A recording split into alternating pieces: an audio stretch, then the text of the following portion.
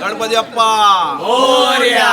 गोमंतक साई सेवा वारकरी समितीच्या वतीने हांव जॉईंट सेक्रेटरी प्रकाश परब आमचे आयज आमी 8 तारीख ही वारी आमची गोमंतक साई सेवा वारकरी आमी वारी शिर्डी वचपाक गोंयासून 8 तारीख भायर सरलेली. आयज आमकां 11 दीस जाले. आमी आयज मोरेश्वर म्हणजे मोरगांव गणपती कडेन पावले. आमी ते 400 किलोमिटर आमी आतां चल्ले वारकरी आमचे